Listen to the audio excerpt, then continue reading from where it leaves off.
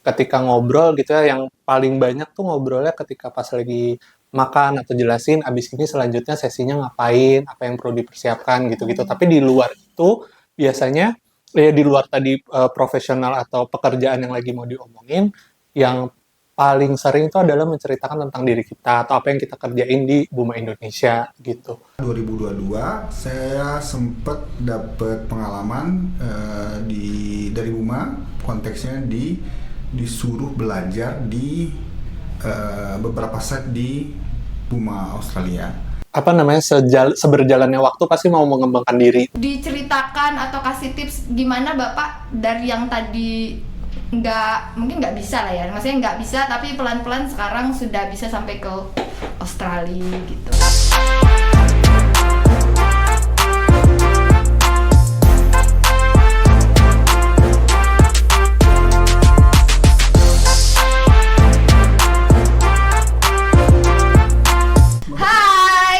Balik lagi di Cakrawala Podcast, ngobrol asik, dapet trik. Oke, jadi hari ini, kita kedatangan tamu, ya bolehlah spesial lah ya, kayaknya spesial sih. Kita ada narasumber yang super keren untuk hari ini, ada Pak Hendrik dan ada Mas Adi. Tepuk tangan dong ya bun. Oke. Ya, jadi apa kabar Pak Hendrik? Alhamdulillah baik. Biasa. Mas Adi gimana? Sakit perut, ketawa terus. Boleh ke toilet dulu kita cut? Gimana ya Robin? Oke, nggak usah ya. Oke, jadi hari ini kita ngobrolnya sebenarnya ini pesan sponsor ya, Bapak dan Ibu.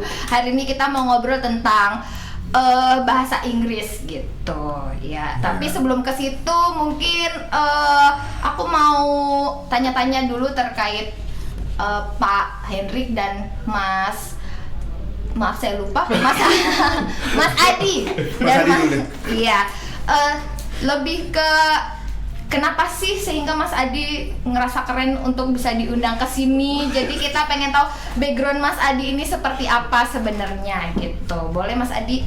Oke, ini karena tadi Vio udah mention ya terkait bahasa Inggris. Tapi sebelumnya halo, perkenalkan saya Adi Perkasa. Kalau di Buma biasa kita ketemu di 3B karena saya junior spesialis internal communication gitu. Dan kenapa saya yang jadi pembicara nggak tahu Mbak Sinta sama nggak bercanda. Tapi lebih karena mungkin kemarin sempat ngerjain project sama Delta Dunia, holding kita gitu ya. Itu Delta Explorer. Jadi itu udah berjalan dari 2023 sampai kemarin puncaknya itu ada pengembangan buat leaders Buma di National University of Singapore.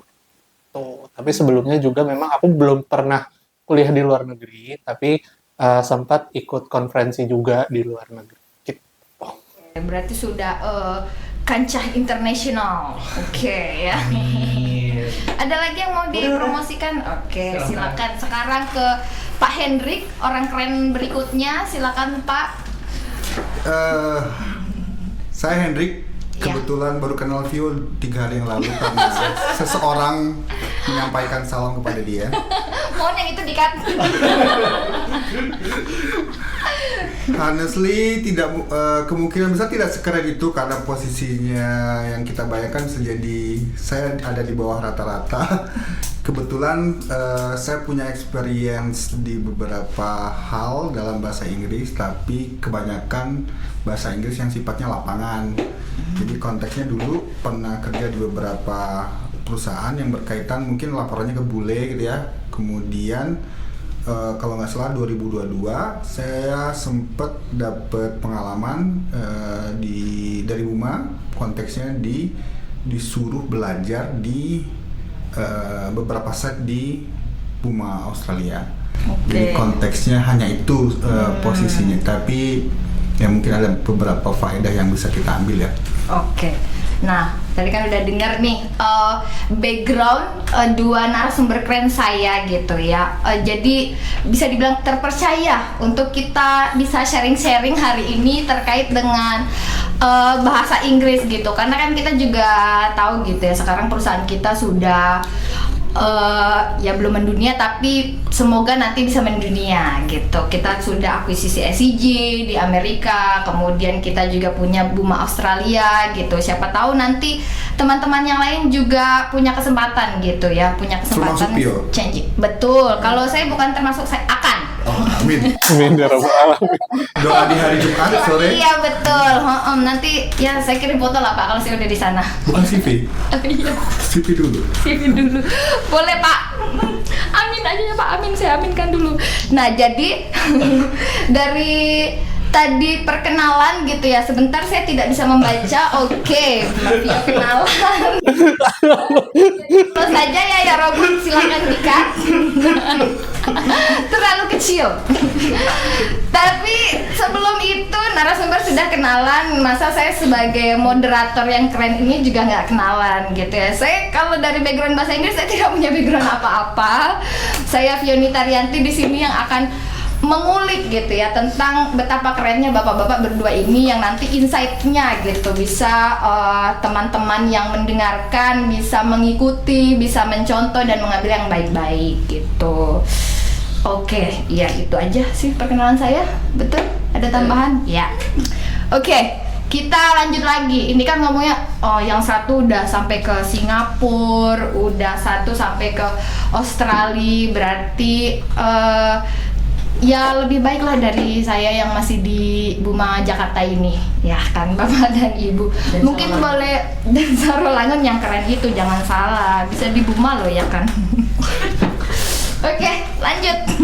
Aku mau tanya, kan tadi udah cerita nih, satu ke Singapura, satu ke Australia gitu ya. Berarti kan sudah secara profesional gitu ya, punya experience di luar gitu. Nah, boleh diceritain nggak pengalaman bapak-bapak keren ini gitu selama di luar, misalnya ngobrol sama native speaker, terus misalnya ngobrol sama ya secara profesional gitu, ada sehingga ya menunjukkan bahwa oh bahasa Inggris itu penting banget gitu.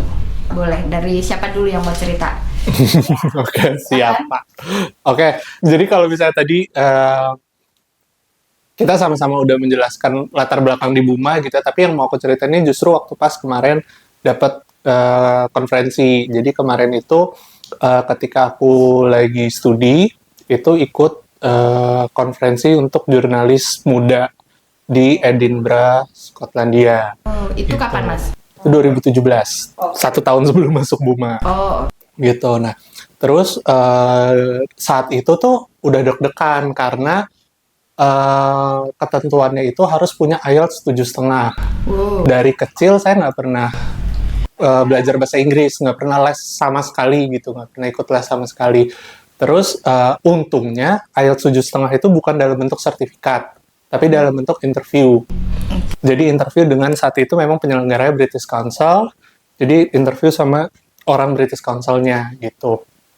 Nah, alhamdulillah lolos jadi 3 perwakilan Indonesia. Nah, saat di sana tuh aku sering banget kayak ketika ketemu orang bule gitu ya, ketika ketemu teman-teman di sana, selalu aku minta maaf gitu, karena orangnya emang nggak enakan, terus aku minta maaf kayak, maaf ya kalau misalnya aku bahasa Inggrisnya grammarnya salah atau apa gitu. Terus mereka tuh kayak bukan nyepelein, tapi lebih ke ngomong kayak, lu tuh udah nggak usah peduli kalau misalnya udah ngomong sama kita, asal lu bisa menyampaikan makna dan maksud dari apa yang lo omongin, lo nggak peduli grammar, kita juga ngerti kok apa yang lo mau ngomongin. Nah, setelah temanku ngomong kayak gitu, aku tuh kayak, wih ya kenapa ya? Karena mungkin aku saat itu tinggal atau inner circle-ku tuh orang-orang yang kayak grammar Nazi gitu loh. Mereka selalu ngomentarin kalau ada grammar kita yang salah atau apa. Jadi kan jadi takut sendiri, selalu dikoreksi gitu.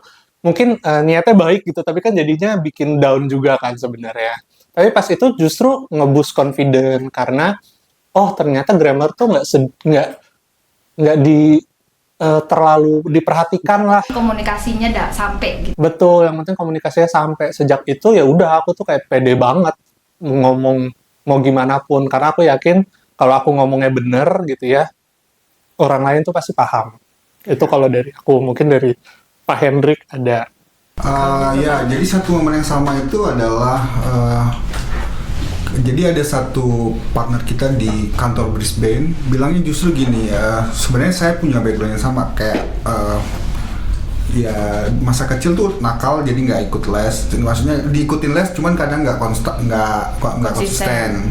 Jadi efeknya sampai tua begini ya bahasa Inggrisnya gitu-gitu aja ya. Tapi ketika punya pengalaman sama partner kita yang di Australia ini, justru dia bilang kamu sebenarnya belajar bahasa Inggris itu di mana katanya, karena menurut mereka sih posisinya yang penting maksudnya nyampe, kami sejauh ini ngerti-ngerti aja maksud kamu apa ya. Jadi dia lebih kepada penekanannya adalah fokus kalimatnya apa, tujuannya yang mau disampaikan itu dapet, tapi somehow jadi kita nggak perlu maksudnya Teoritis daya ingat banget orang gitu ya, Pak. itu beda-beda ya terhadap grammar, kemudian tata cara, terus bagaimana nyampein gitu. Jadi akhirnya dia mengencourage kayak ngasih semangat, kamu tuh nggak perlu fasih-fasih banget soal grammar, karena mereka juga kadang-kadang gunain kata slang gitu ya. Maksudnya kalau di Aussie ada namanya kata kalimat-kalimat slang, dan posisinya selama as long kami ngerti ya udah kamu feel free untuk bicara. Jadi bagi teman-teman sebenarnya itu keadaan yang terjadi di lapangan itu seperti itu.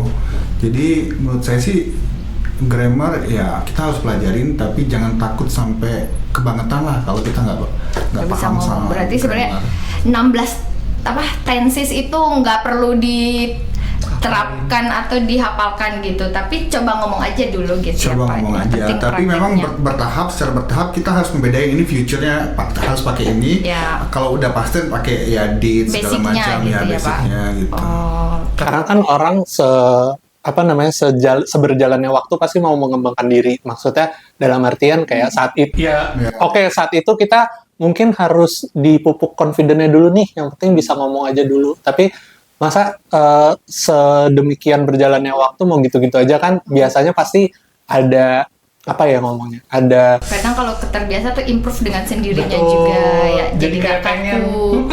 jadi kayak pengen belajar terus, jadi pengen nambahin kosakata terus gitu. Jadi kayak yang tadi Pak Hendrik bilang bener sih, kalau kalau itu kan mungkin yang tadi aku cerita tuh pengalaman waktu pas di sana gitu ya. Kalau misalnya pengalaman pas di bisnisnya, maksudnya ketika bekerja di Bumanya gitu ya, lebih kepada gimana sih ternyata ada istilah-istilah tambang, karena kan saya juga bukan orang tambang gitu ya. Betul. Ada beberapa istilah-istilah tambang dalam bahasa Inggris yang oh ternyata ini maksudnya ini gitu, yang sebelumnya tuh sama sekali tak terjamah lah gitu. Jadi sebenarnya yang penting sesuai dengan apa yang bidang yang kita jalanin, kita tahu nih istilah-istilahnya apa gitu. Jadi makin kesini makin memperbaiki diri.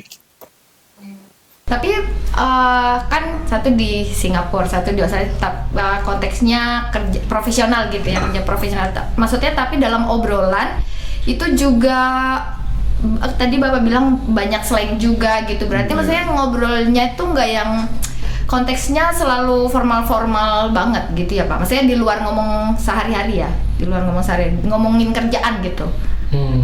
Formal-formal banget juga nggak? Formal itu biasanya kalau dalam konteks dimanapun ya, nggak hanya di Australia ataupun di Indonesia juga kadang memang formal jatuhnya memang di meeting dan sebagainya itu formal. Kadang juga somehow di surat ataupun di email itu formal pasti.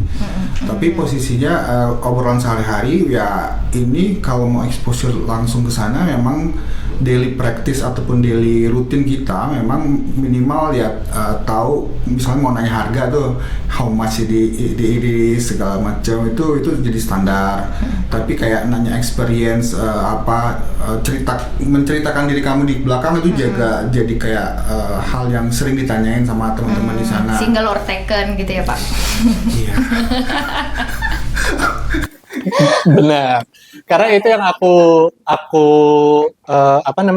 kalau aku kan waktu pas yang di Singapura tuh lebih banyak ngurusin logistik, event organizing-nya selama kegiatan itu berlangsung gitu ya. Ketemu profesornya dan segala macam. Tapi yang paling sering adalah berinteraksi sama pesertanya yang banyak juga dari Buma Australia gitu. Dan ketika ngobrol gitu ya, yang paling banyak tuh ngobrolnya ketika pas lagi makan atau jelasin abis ini selanjutnya sesinya ngapain, apa yang perlu dipersiapkan gitu-gitu. Tapi di luar itu biasanya di luar tadi profesional atau pekerjaan yang lagi mau diomongin, yang paling sering itu adalah menceritakan tentang diri kita atau apa yang kita kerjain di Buma Indonesia gitu. Ya misalnya I'm single and happy misalnya. itu salah satunya mungkin. Bisa saja. Itu mungkin salah satunya. Tapi selain itu kayak misalnya contoh, ternyata, jadi aku ingat banget waktu itu kita lagi site visit di salah satu fakulti di sana. Terus habis itu aku sama Pak Iwan tuh lagi nonton 3B karena waktu itu lagi ada 3B. Terus salah satu orang dari Buma Australia itu nanya, kalian tuh sampai pakai ada Kahoot, ada kuis, ada interaksi sama site gitu-gitu ya. Kalau kita town hall-nya biasa dan itu cuma buat head office aja. Jadi di situ kayak kita saling sharing lah, maksudnya kalau town hall di kita tuh semua site ikut, kayak gimana sih terlaksananya. Terus dari situ baru ngomong biasanya nyinggung-nyinggung ke pembicaraan informal gitu. Kalau kalau di rumah ternyata dia nggak megang handphone sama sekali karena handphone dipakai anak-anaknya kayak gitu.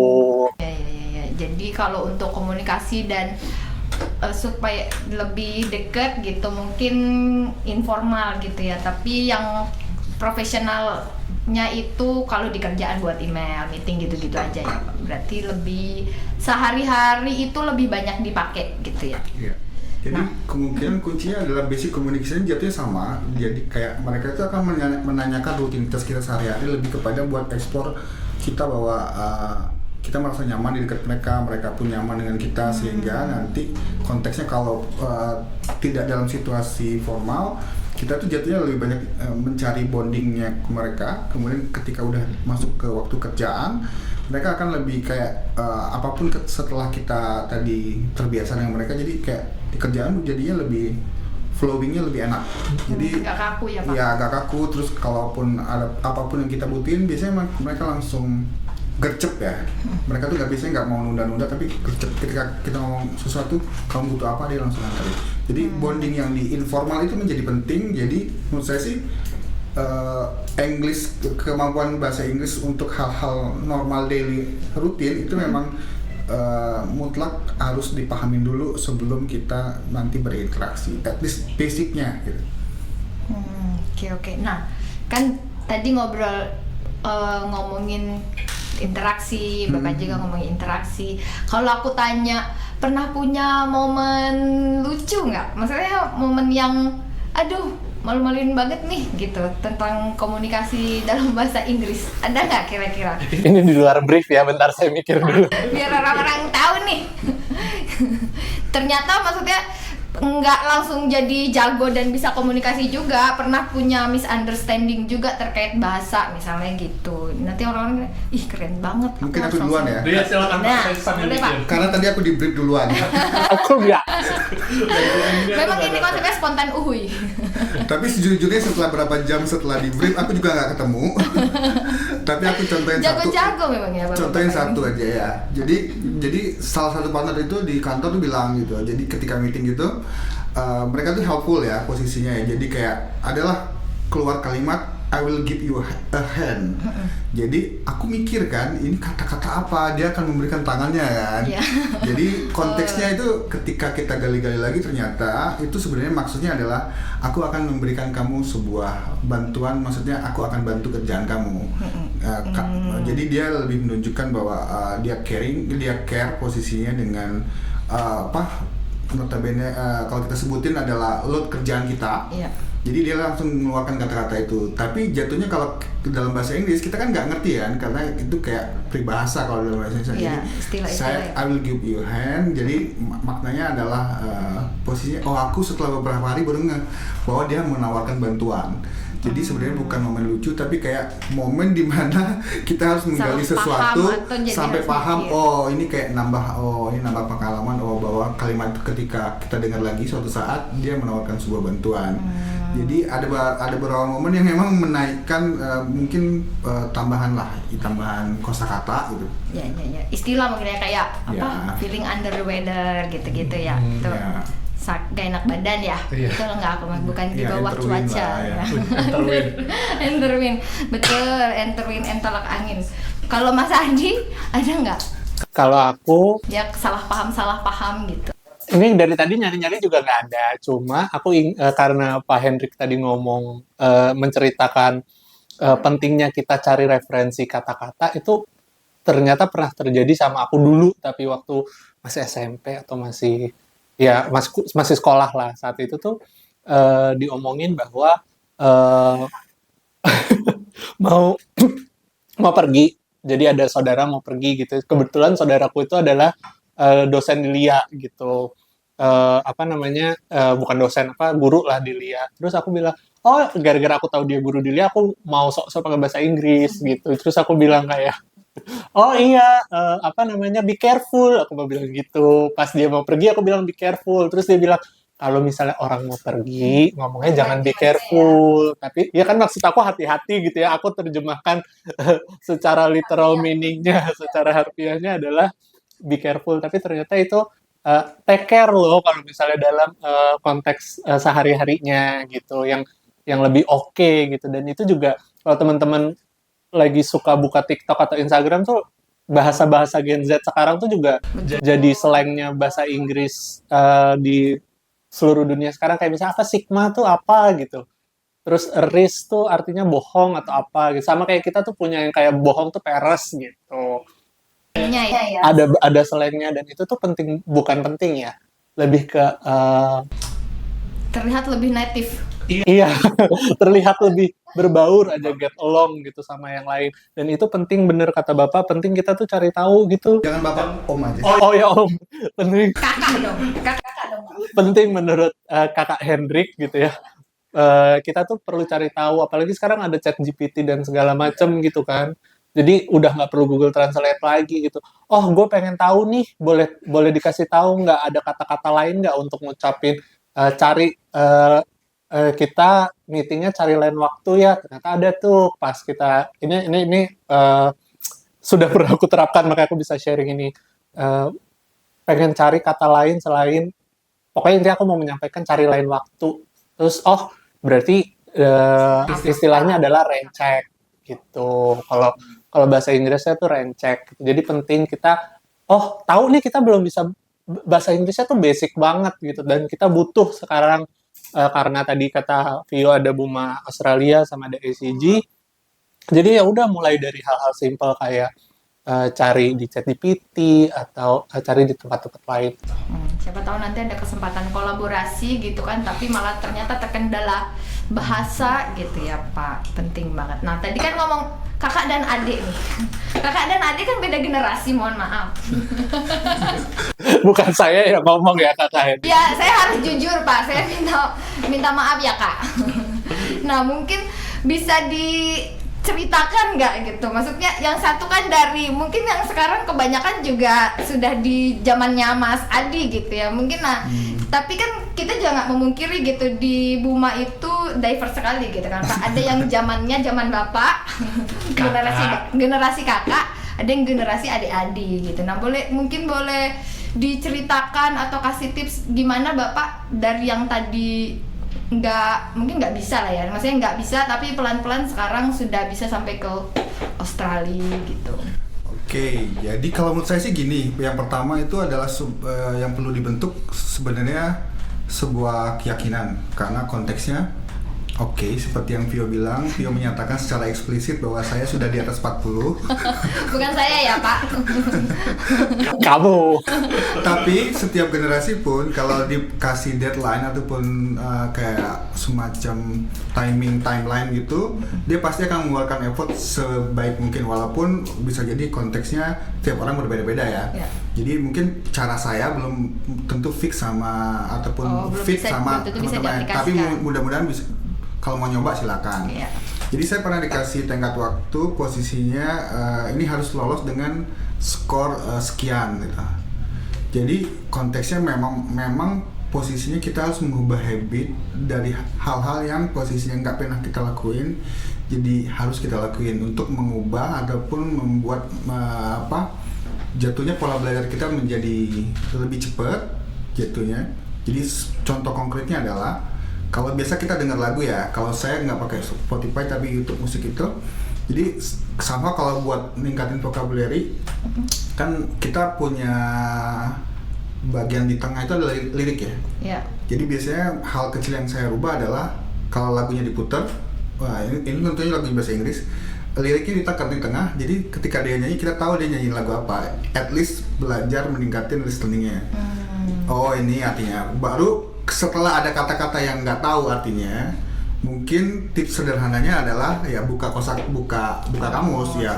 Kalau sekarang kan online bisa segala macam cari. Betul. Jadi setelah nggak tahu cari arti katanya. Jadi lambat laun akan memperkaya kosakata. Kemudian yang saya lakukan lagi adalah sebenarnya mengubah sesuatu hal itu. Contoh kedua adalah ya mulai mengikuti akun-akun yang notabene memberikan pelajaran yang konteksnya ya tadi grammar, bagaimana tips-tips mereka. Jadi FYP saya cukup berbeda mungkin dengan Vio mungkin ya.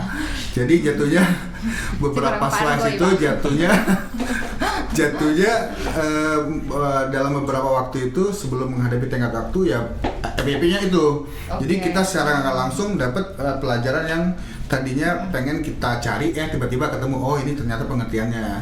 Jadi lambat laun itu menambah beberapa pengetahuan lagi sehingga ketika timeline itu dapat, jadi saya nggak kebatas sama umur. Jadi posisinya, oh ternyata posisinya dengan usaha kayak gini, mau umur berapapun kita, jatuhnya kita kayaknya masih bisa nih, maksudnya buat ngejar ketertinggalan ataupun waktu leha-lehanya dulu kita, misalnya bandel-bandelnya kita dulu, kayaknya masih bisa dikejar dalam beberapa bulan untuk dapat timeline ataupun targetnya itu. Jadi at least dapat cara baru lah buat belajar gitu, kemudian yang nyaman di masing-masing. Iya, nyaman masing-masing dan timing masing-masing gitu. Saya sering belajar di waktu perenungan pagi gitu, scroll di pagi. Itu Jadi, dulu saya. Sebenarnya kalau misal, aduh aku udah terlalu tua buat belajar ini, harusnya nggak ada kata itu gitu ya Pak. Selama mau pasti bisa. Iya, nggak apa-apa tua tapi jiwanya muda. Ya. Maksudnya jadi semangatnya tetap belajar. Maksudnya mau belajar karena konteksnya kayak saya kan, anak saya umur posisinya mungkin udah mau beranjak remaja ya. Cuman posisinya spellingnya dia itu lebih better dari aku. Jadi posisinya kadang-kadang ya jangan lihat siapa yang berbicara, tapi jadi konkretnya kadang-kadang saya spelling belajar dari anak. Jadi ada beberapa momen yang posisinya oh ya Belajar dari siapapun ya Pak. Iya, jadi tangkap ilmunya, jangan ngelihat dari siapa itu keluar. Senior atau junior. Itu sih kalimat yang mutiara yang saya bisa keluarin sore ini. Siap. Berarti intinya jangan melihat usia, intinya gitu ya Pak. Jadi tadi aku ya jangan terpaku sama usia kita gitu. Ya, Jadi usia selama Bapak misalnya ya. Bener, kamu mah lebih muda ya. Nah, jadi maksudnya jangan kayak aku tadi mengkotak-kotakan generasi, sebenarnya harusnya nggak ada kayak gitu Ntar aku Pak. cek ya di database ya umur kamu berapa ya. Saya muda Pak, 16 tahun 16 tahun tolong. Oke, sebelum, nah tadi kan Pak kakak Hendrik yang cerita, kan kita nggak boleh ngomongin umur di sini. Kakak Hendrik yang cerita, habis ini kita akan tanya Mas Adi pertanyaan yang sama gitu. Nah sekarang kita dengar dari sisi aku mau bilang yang lebih muda, nah dibilang mau kotak-kotakan lagi, tapi kan memang lebih muda dari kakak Hendrik. Silakan. Emang saya nggak baperan. Oh iya. Tadi mungkin aku melanjutkan ceritanya kakak Hendrik gitu ya. Tadi kalau Bro aja. Oh bro. Kita nggak boleh mengkata generasi di Oh sini. iya, siap. Jangan, Pak. Bro. Jangan begitu Bro Hendrik. Asis. Jadi ceritanya Bro Hendrik tadi itu yang tadi kan aku cerita sebelumnya bahwa momok banget nih pas tahu mau ikut konferensi itu harus punya IELTS 7,5. Yang itu jauh banget mungkin dari aku yang nggak pernah les bahasa Inggris ini gitu. Tapi kemudian aku tuh keinget satu hal yang itu tuh kayak titik balik aku untuk belajar bahasa Inggris itu. Aku inget ini mungkin fun time yang tadi nggak ketemu-temu nih, akhirnya ketemu nih. Fun-nya fun time-nya itu adalah zaman dulu kalau teman-teman yang tinggal di Jabodetabek ini ingat, dulu tuh kalau kita mau nonton siaran-siaran luar negeri itu cuma bisa pakai Indovision atau Astro gitu ya. Saya TVRI Pak. Nggak boleh pakai kotak-kotakan. Iya, oke. Oke, jadi kalau zaman dulu tuh pakai Indovision. Nah, Indovision zaman dulu itu tuh nggak ada subtitlenya. Oke. Indovision zaman dulu tuh nggak ada subtitlenya, dan aku tuh suka banget dulu nonton dua. Dari aku SD tuh suka banget nonton American Idol zaman Kelly Clarkson baru menang, jadi kebayang umur saya berapa ya. Terus habis itu sama nonton Amazing Race. Tapi itu aku nonton waktu pas aku SD. Tapi aku tuh ngerti-ngerti aja. Kalau kalian tahu, teman-teman yang suka nonton Disney itu pasti tahu Mary Kate sama Ashley Olsen. Itu tuh dulu ada So Little Time, seriesnya mereka. Itu tuh juga nggak ada subtitle ya. Tapi aku tuh kayak bisa-bisa aja, maksudnya ngerti-ngerti aja mereka tuh ngomongin apa. Tapi yang susah itu adalah kalau Bapak tadi, kalau Bro Hendrik tadi lebih ke liriknya gitu ya. Kalau aku tuh justru karena dari kecil terbiasa nonton Indovision tanpa subtitle itu, listening-nya tuh selalu kalau TOEFL tuh oke, cakep gitu. Tapi yang jelek tuh adalah reading, terus abis itu ngomongnya, conversation kalau di IELTS gitu ya. Nah, karena itu apa namanya? Aku merasa itu tuh jeleknya aku di situ, dan tesnya itu adalah dengan interview, dan interviewnya adalah sama orang-orang British Council, yang British Council tuh kan kayak lembaga swastanya Inggris yang dia tuh juga salah satu certified untuk belajar bahasa Inggris juga. Pasti kan orang-orang yang udah cas-cesos dan tahu ini orang IELTS 7,5 beneran atau enggak gitu kan. Jadi salah satu tips aku saat itu adalah, karena gue tahu nih kelemahan gue adalah nggak bisa ngomong gitu, nggak pede untuk ngomong gitu. Itu adalah yang aku lakukan. Lu jangan diketawain ya please. Tapi ini beneran yang aku lakukan. Yang aku lakukan adalah aku main Omegle. Oke. Jadi aku main Omegle, aku ganti si country-nya jadi UK saat itu karena emang tujuannya untuk ke Edinburgh yang ngomongnya British banget. Iya. Jadi ngebiasain ngomong. Terus ini juga lucu karena dulu tuh suka staycation kan, suka diajak tante beneran ya. Ini Tantenya satu, bukan tante, bukan. Tante aja. kakak sama adik ibuku sering ngajakin aku staycation. Nah, yang biasa aku lakukan adalah aku ngajak ngomong resepsionisnya tuh pakai bahasa Inggris. Oke. Gitu, karena Untuk membiasakan ya. untuk membiasakan, karena aku tahu itu kelemahan aku banget. Aku tuh masih suka kayak kalau orang typo di tangan, kalau aku typo di mulut gitu, suka typo, suka belibet gitu mulutnya. Jadi ya itu balik lagi kata, kalau aku sih agak kontradiktif sama Bro Hendrik bahwa sebenarnya usia tuh nggak jadi bukan jadi permasalahan, karena justru aku tuh bisanya awalnya tuh gara-gara si Indovision ini yang nggak ada subtitle-nya dulu gitu, dan ternyata itu kebawa sampai besar gitu. Ya. Beda metode tapi hasilnya Esensinya jadi sama. Nah, ya betul, esensinya. Satu lagi yang aku tangkap berarti kalau kita menggunakan teknologi dengan positif itu dapat banget nih. Kayak tadi Omegle itu kan selama ini mindsetnya negatif kan Pak. Main Omegle pasti kenapa-napa nih gitu, nakalnya atau gimana menggunakan dengan tidak tepat. Ternyata fungsinya bisa baik juga. Terus dengerin lagu terus, dia nggak pernah dengerin ceramah, tapi ternyata fungsinya ada. Biasanya kan diomelinnya gitu kan, kadang-kadang lagu mulu gitu ya kan Pak. Cawatnya pernah gitu ya? Nah, jadi curhat saya ya Pak. Lagu terus gitu. Tapi ternyata di balik itu tuh ada yang bisa kita ambil kalau kita menggunakannya secara positif gitu ya. Sama habit sih. Jadi habit itu misalnya pasti teman-teman banyak suka nonton Netflix gitu kan. Netflix atau YouTube kan. Betul. Jadi saya juga masuk ke Netflix, tapi kadang saya memang tadi yang dicari adalah serial yang notabene bahasa Inggrisnya banyak, kemudian sekaligus nambah beberapa pengetahuan yang lain. Jadi kayak ya jatuhnya nyelam, cuman ya banyak hal yang didapat lah gitu. Yeah. Jadi memang ya kadang-kadang ngidupin subtitle. Jadi dia ngomong apa kita baca lewat. Jadi dapat juga. Jadi posisinya saya ada serial di Netflix itu namanya tentang pengacara gitulah ya posisinya. Nanti kalau saya sebut disangka promosi.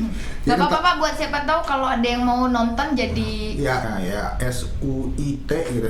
Iya Pak. Jadi posisinya tentang Seriesnya pengacara banyak, ya. Tentang pengacara saya habisin semuanya serial itu sampai 9 ya 9 part itu. Iya. Tapi dapatnya adalah kita dapat sentence yang formal karena background mereka di pengadilan menggunakan bahasa yang formal, kemudian negosiasi meeting juga formal.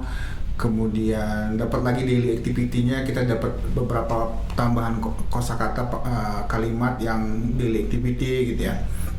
Kemudian jatuhnya menghabiskan waktu itu dengan menyalurkan hobi kita, tapi dapat beberapa input kalimat tambahan baru segala macam. Kemudian kalau YouTube jatuhnya saya lebih sering posisinya mencari referensi kalau ada conference ataupun hal-hal baru ke TEDx itu. Jadi beberapa speaker yang notabene sudah expert di bidang masing-masing, nggak hanya beberapa bidang, tapi ya bisa jadi teknologi, bisa jadi current isu yang sekarang lagi happening gitu ya, atau beberapa metode yang bisa jadi udah diulas beberapa tahun yang lalu, itu pakai dengerin itu. Jadi posisinya kita dapat beberapa insight baru yang notabene mungkin kita nggak bisa dapat dari buku-buku, karena konteksnya beberapa yang mereka sampaikan itu kadang-kadang adalah trik-trik dan posisinya kalimat yang berorientasi ke depan. Dan jatuhnya kalau untuk tes IELTS itu akan sangat berguna, karena begitu writing test di IELTS ataupun TOEFL IBT, penilai itu akan sangat menghargai ide original dari sebuah kalimat. Jadi ketika kita nulis sebuah paragraf, karena kita biasanya diharuskan nulis beberapa paragraf, ketika grammar bagus, kemudian terasa idenya original, nggak sebuah jiplakan atau hasil daya ingat gitu ya. Jadi dia akan lebih menghargai dan mungkin kita dapat skor yang lebih tinggi dari yang average orang-orang lakuin. Nah, jadinya posisinya ketika kita mengubah habit sedikit aja, kita dapat beberapa double impact lah atau triple impact yang bisa jadi mendorong kita dapat skor yang tinggi ketika tes IELTS atau tes TOEFL IBT. Dan teman-teman juga harus ingat ketika mau exposure ke depan, keluar itu, ketika kita mau mengajukan visa kerja, itu akan punya standar IELTS tertentu. Jadi harus punya angka berapa, dan Untuk negara tertentu juga ya Pak? ya berbeda-beda memang, tapi posisinya seperti kalau di Australia, kalau nggak salah ingat itu harus di 5,5. Oke. Untuk kerja untuk belajar berbeda. Biasanya untuk teman-teman yang mau S2, S3 itu pasti lebih tinggi dari 5,5, kalau nggak salah 6,5 sampai 7 deh. Tapi itu mudah-mudahan bisa merubah atau memberikan masukan teman bahwa mengubah sedikit habit kita, tapi kita dapat beberapa impact. Jadi waktu yang kita gunain memang benar-benar istilahnya ya hobi dapat, Iya. pengetahuan dapat lah. Jadi nggak cuma nonton buat tahu ceritanya gitu ya Pak, tapi dapat. Nggak nonton bukan buat diceritain sama crush atau apapun Iya. gitu yang Tetap ke arahnya sana. Dia ganteng banget, nggak cuma gitu ya Pak, tapi Iya. dapat memperkaya vocabulary gitu ya. 40 menit daging banget ya dia. Iya lagi. Berarti abis ini aku juga mau pakai metode yang sama. Abis ini aku sudah tidak bisa menonton dengan cara yang sama. Betul. Karena kalau melanjut tadi yang Pak Hendrik bilang tentang Netflix, itu benar banget. Apalagi aku pas mau memperbaiki diri itu ya, aku nonton ini tuh yang udah aku pilih yang paling susah. Series yang aku nggak ngerti sama sekali, yang aku tahu itu bukan bidang aku, supaya aku tahu, tadi kata Pak Hendrik, supaya aku tahu knowledge baru, kosakata baru, dan lain sebagainya. Kamu tahu aku nonton apa? Apa Mas? Aku nonton Grey's Anatomy. Jadi aku selesaikan, Selain pusing dengan ini ya, ilmu medikal, pusing dengan bahasanya. pusing dengan Mas. Jadi aku menyelesaikan 19 season dalam 3 bulan. Oke. Jadi itu kayak dari mereka masih intern sampai mereka udah jadi dokter tetap, udah ganti-ganti pasangan. Jadi kayak contoh, bener kata Bapak, istilah-istilah yang baru ya kita temuin itu ya cuma bisa ditemuin kalau kita buka opportunity baru. Contohnya kayak nonton Grey's Anatomy. Aku tuh baru tahu, jadi ada istilah kalau misalnya mereka, kan kita taunya cuma koma gitu ya. Koma yang udah nggak bisa bangun lagi itu kalau di mereka ngomongnya brain dead. Terus aku nanya sama temen aku yang dokter, brain dead tuh apa ya kalau di Indonesia? Kayak Mati otak. iya, mati Harfiahnya. harfiahnya kan. Maksudnya ya kalau kalau kalau harfiahnya kan mati otak gitu. Ternyata kalau di ininya mati batang otak gitu. Terus jadi kayak apa sumsum tulang belakang atau apalah tulang belakang itunya lah yang mati atau apa syaraf-syarafnya gitu. Terus kayak bahasa-bahasa kayak wah tuh kan ini suka typo deh. Resuscitation itu adalah yang kita tahu cuma apa namanya CPR, pernapasan buatan, tapi ternyata kalau udah tuh harus dibelek gitu ini tenggorokannya dimasukin selang gitu ya kayak gitu-gitu tuh baru bisa tahu kalau kita nonton Netflix atau nonton sesuatu yang baru gitu ya apapun itulah ya mau YouTube mau Netflix.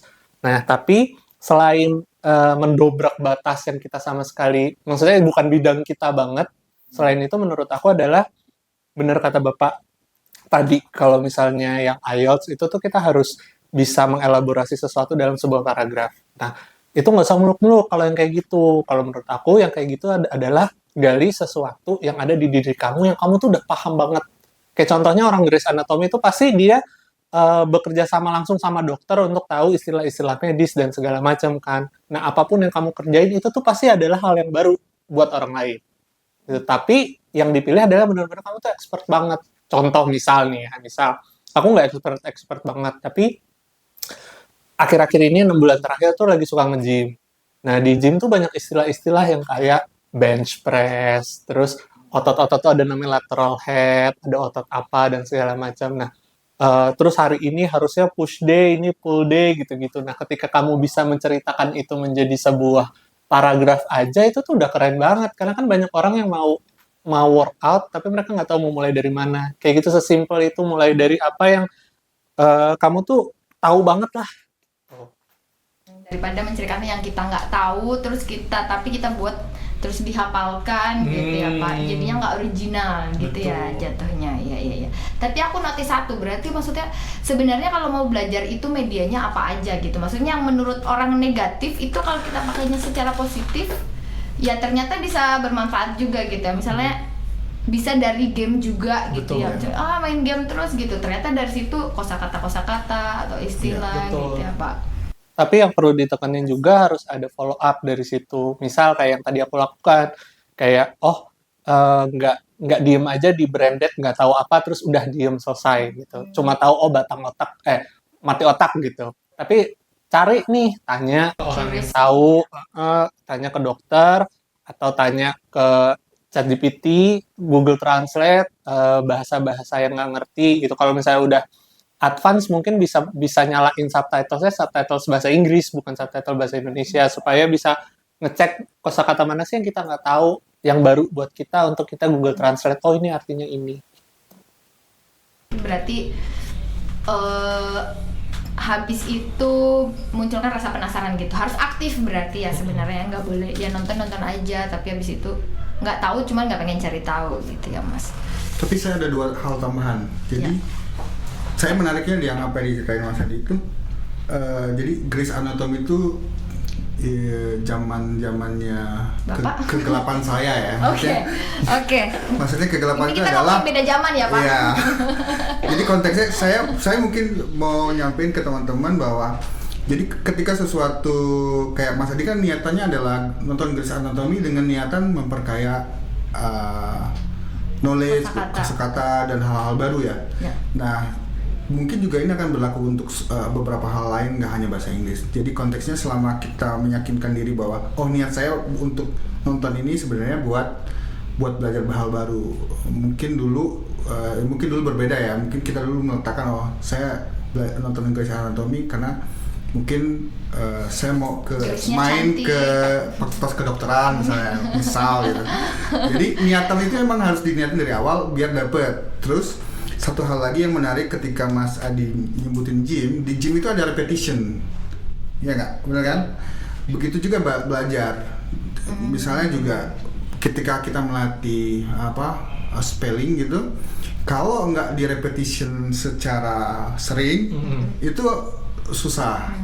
Jadi posisinya bakal bisa jadi nggak lengket. Tapi kalau di repetition terus menerus diulang, itu biasanya kita langsung cepet keluarnya ini langsung dapat. Jadi lama-lama kan terbiasa ya. ya. Allah bisa karena biasa apa istilahnya? Garis besarnya adalah niatnya yang dilurusin, terus pada prakteknya diulang terus. Oke. Karena- Niat dan repetisi berarti ya Pak.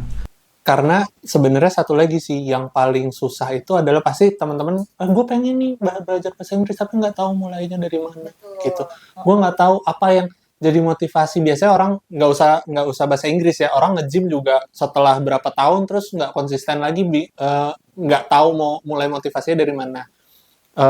Apa namanya? Mungkin bisa mulai dari gimana kalau gitu. Kalau aku biasanya memulainya dari gimana kalau kita nih udah di Buma udah punya ini, terus tiba-tiba ada kesempatan, nggak tahu ya, ini kan maksudnya berharap boleh dong. Gimana kalau misalnya aku jadi kayak Pak Hendrik nanti di kesempatan dikirim ke Pennsylvania gitu. Kan amin, ajak aku ya. Iya. Kan nggak tahu kan. Gak takut ditembak. Aduh. Kalau hal itu Pikir terjadi, belakangan dulu Pak. kalau hal itu terjadi, gimana kalau aku udah dapat kesempatannya, tapi aku nggak bisa ngomong gitu. Ini udah ada nih, kapan lagi kita kerja di multinational company gitu ya. Gitu. Nah, itu mungkin bisa jadi motivasi awal gitu untuk kemudian mau mulai aja dulu gitu, kayak salah satu brand gitu, mulai aja dulu gitu. Terus repetition tadi bener juga karena bahasa atau nggak usah bahasa deh, Vio pakai Excel baru-baru ini kan. Dulu waktu di site kan jarang pasti pakai Excel. Di kuliah yang jarang. Nah, Excel juga menurut aku ya karena aku udah nggak pakai Excel, maksudnya nggak pakai buat ngitung atau apa ngolah data kan, kalau udah lama nggak dipakai udah lupa. Kemarin makanya selalu tanya sama Vio kan terkait Excel gitu. Sama juga bahasa Inggris, kalau nggak mulai dari Netflix, Omegle, apapun itulah, buku boleh baca, dengerin. Karena orang-orang beda-beda kan. Ada yang visual, ada yang auditory, ada yang harus ngeliat atau harus ngeliat dan dengar gitu. Tergantung kita cepet nangkapnya di mana gitu. Nah, ketika kita udah tahu motivasinya tadi, terus kita tahu kita sukanya apa, kita tahu kita mau dikembanginnya di arah mana, mau speakingnya kah, conversationnya kah, atau dari nol banget pun nggak apa-apa gitu ya. Kita udah tahu semuanya, baru terakhir diseringin tuh semuanya itu. Atau oh ya udah, kalau gue udah suka semuanya nih, mau cobain sesuatu yang gue nggak pernah lakuin sama sekali, baca buku gitu.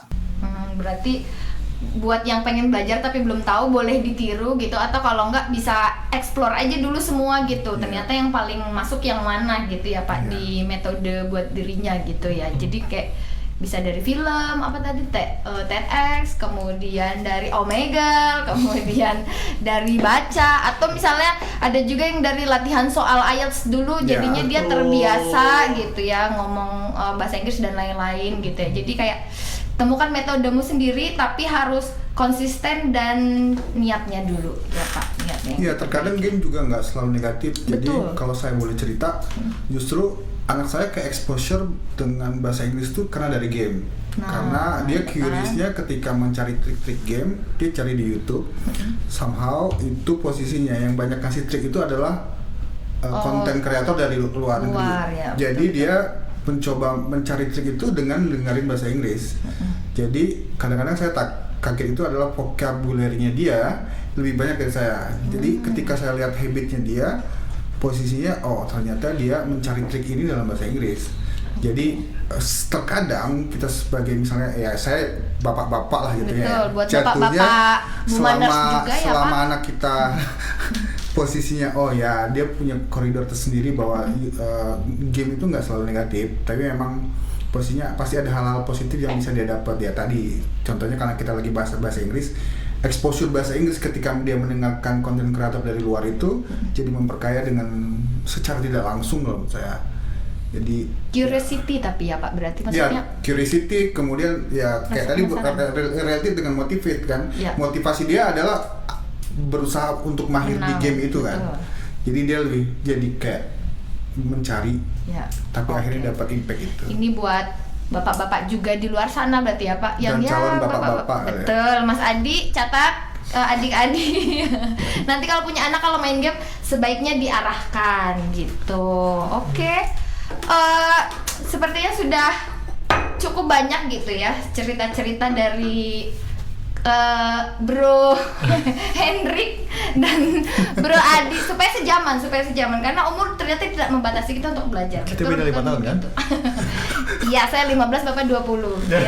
Bro 20, saya 15. Maksudnya ini juga sebenarnya konteksnya juga nggak cuma bahasa Inggris gitu ya Pak. Misalnya kayak Korea, kita tahu Kencanayo, Annyeonghaseyo gitu kan dari sebenarnya nonton film tapi pelan-pelan tahu. Cuma nggak penasaran aja sama kata-kata lainnya, jadi taunya itu aja gitu. Terus termotivasi dari kalau nanti aku ketemu Jungkook BTS aku belum bisa menyapa gitu kan. Ini tanda-tanda Buma mau beli konsesi tambang di Korea atau bisa dia jadi ya Pak. ngasih clue. Siapa tahu Buma mau kirim kita studi banding ya kan Pak ke Korea atau misalnya mau ketemu siapa Gal Gadot misalnya tapi say hi aja nggak bisa ya kan Pak kan. Boleh bermimpi setinggi-tingginya, bukan begitu Bro Adi? Oke. Jadi itu ya teman-teman, dari niat, kemudian temukan metode sendiri, kemudian jangan lupa konsisten dan repetisi, kemudian munculkan aktif cari tahu gitu ya, munculkan rasa penasarannya gitu. Terus komunikasi juga nggak, kalau misalnya belum bisa yang formal ya udah dibiasakan yang sehari-harinya dulu gitu Pak. Intinya adalah temukan metode belajar masing-masing gitu ya Pak. Oke, mungkin itu dulu teman-teman Bumaners gitu. Tapi ya. ada satu. Oh ya, silakan. Apaan? Ini tuh Kita akan cuma awal mula doang. kita akan ada pesan sponsor setelah ini. Nah, jadi kenapa kita ada podcast ini? Sebenarnya kita juga akan ada satu aktivitas gitu ya, yang mungkin dari obrolan tadi tiba-tiba aku jadi pengen belajar bahasa Inggris, tapi gimana ya aku gajinya buat cicilan rumah misal. Nah, boleh itu cerita saya. Kita punya solusinya sementara ini gitu ya bagi yang berminat. Mungkin boleh disampaikan kepada Bro Adi. Oh, oke, saya nih ya. Betul. Nanti tolong di-cut aja kalau misalnya ada yang tidak sesuai gitu, Hana. Jadi teman-teman mungkin kalau abis ini tertarik, saya pengen ke Pennsylvania, saya pengen juga ke Queensland gitu ya. Amin, saya juga. Yang bisa teman-teman lakukan adalah buka cakrawalanya. Terus abis itu nanti di sana ada salah satu course yang teman-teman bisa ikutin gitu ya. Nanti teman-teman bisa belajar bahasa Inggris dengan Bumaners lainnya dan rekan-rekan internal fasilitator kita gitu di Cakrawala. Jadi akan ada beberapa, khususnya teman-teman yang tapi aku nggak bisa sama sekali. Justru kita akan mulai berbagi, mulai sharing dari yang basic. Yang penting mau dulu ya Mas. Yang penting mau. Jangan aku nggak bisa, nanti yang ikut udah pada bisa, aku malu nggak bisa sendiri gitu ya. Justru dari nggak bisa supaya jadi bisa kayak teman-temannya gitu ya kan. Oke, berarti ada di mana Mas? Cakrawala. Bisa mulai registrasi kapan atau mendaftar sejauh ini? Nanti akan diinfo ada di Buma Intercom gitu ya. Jadi kapan bisa mulai enroll-nya akan diinformasikan melalui Buma Intercom. Tapi nanti dari Buma Intercom akan di redirect ke Cakrawala. Oke, berarti ditunggu saja. Ini nggak rebutan ya Mas, semoga nggak rebutan, akan ada batch-batchnya, semoga kalau ramai. Kalau penuh gitu ya, nanti kita akan buka lagi batch Next batch gitu ya. Oke, kita misinya adalah menginternasionalkan Buma Indonesia, bukan begitu? Amin aja dulu ya Pak, supaya bisa kayak kayak Bro Hendrik. Emang saya kenapa? Kan udah bisa ke Australia. Kita pengen juga 3 bulan di Pennsylvania. Betul. Amin kan Pak? Ya. Amin. Terima kasih Bro Hendrik. Oke. Mungkin Ini gara-gara Om tadi ya. Iya. Daripada Om kan lebih enak Bro ya Pak. Bro ya Pak, tetap ada Pak. Gimana sih, udah kebiasaan. Mending kita closing aja, kelamaan nanti. Oke, baik. Nah, itu tadi podcast hari ini. Semoga yang baik-baik diambil hikmahnya gitu ya. Kemudian yang buruk-buruknya kita minta maaf. Semoga ini bisa bermanfaat. Kemudian ditunggu Cakrawala bahasa Inggrisnya. Sampai jumpa di next podcast. Bye. Ya gue tuh sampai kayak sering sering ditegur Bu Reni ya. BMI-nya PS Syam tuh tertinggi, ternyata kamu ini penyebabnya. Belum lama gue mencoba menerapkan untuk menurunkan ego gue pada saat berlari. Betul. Karena itu sangat-sangat berpengaruh banget guys. Betul. Jadi gue ini kan sebenarnya basicnya lagunya tuh rada-rada yang ngebeat ya. Yang rada-rada metal, nggak heavy metal banget sih, maksudnya yang rada-rada pop gitulah. Pop metal atau alternatif segala macem lah gitu.